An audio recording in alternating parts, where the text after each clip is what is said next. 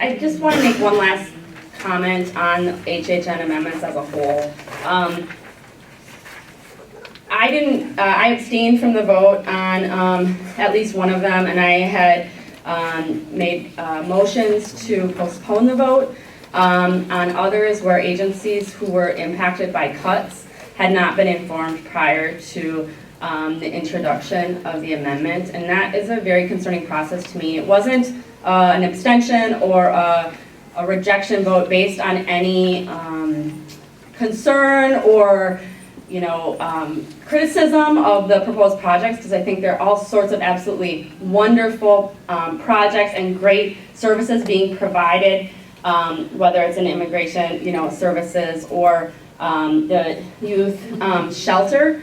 But I think that, we need to be collaborative with our POS contractors, and they deserve to have notice of changes in their funding. And that was not provided before Health and Human Needs, and I think I was not the only supervisor to feel as though I was not in a good position to vote because I didn't have the full information. And I think that also does a disservice to this committee because you, I think, really, I think value the recommendations from the standing committees in their oversight areas. And if we are not casting votes with the full information of all the impacted parties, you're not getting as good of information as you might get otherwise with our recommendations. And again, I also have concern about PNF 14 for a similar reason. I did not have knowledge of that. The provider impacted did not have knowledge of that until just an hour and a half before this meeting. And I think that there's all sorts of reasons we need to have more consistency and fairness and transparency in our contracting process, but I don't think this is the way to do it. I don't think you do it in a budget this quickly before your last public hearing on the budget. I think that's very problematic, and I think we need to be looking at, if there are more than one sole source contracts, and I do believe that there are, we should be looking at all those things. It doesn't make sense where you just do one and you do it under this process. It seems like these sorts of things should come through a committee and a more broad-based analysis, because I think that's a much more fair process and it's more consistent, and that's really what the POS audit was telling us we need. So I hope you consider that when you are voting on these amendments. I got to be honest with you and quite frank, we're a little surprised and taken back by the process and being informed about this amendment. Well, about an hour and a half before this meeting started, I found out that the Tenant Resource Center was targeted to have our funds go out to RFP. I was really surprised to hear, without warning, that there was this cut. It was my... I actually read about this after your meeting was already started. I was just wondering how it was decided to go for this funding from this program, or what the rationale was behind it? To be quite honest, we have many different programs, a number of which are required for us to provide by the state, then others that aren't.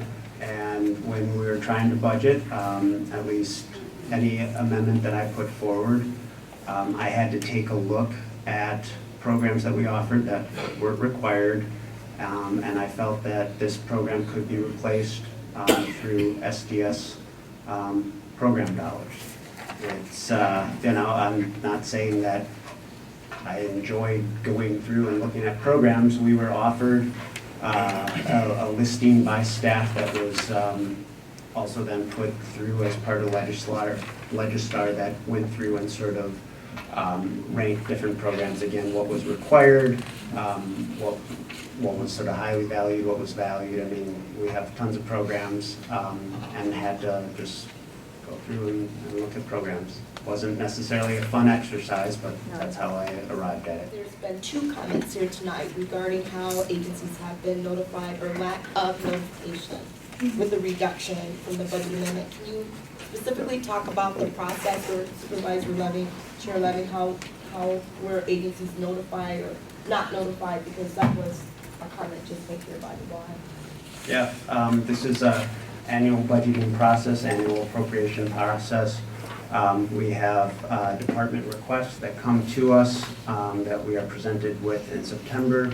We have multiple meetings regarding the budget. As I said, there was also a listing of the programs through all of our sub-departments that then were ranked on what was required, what was highly valued, what was valued. Did I call every place that I looked for funding? No, because I know everyone wants their funding, and honestly, there's a lot of important programs that we offer, but I had to make a choice because I was going under the assumption that we were at our levy limit. And so anything that I personally, as a supervisor, wanted to put in had to find money to come out. So did I call?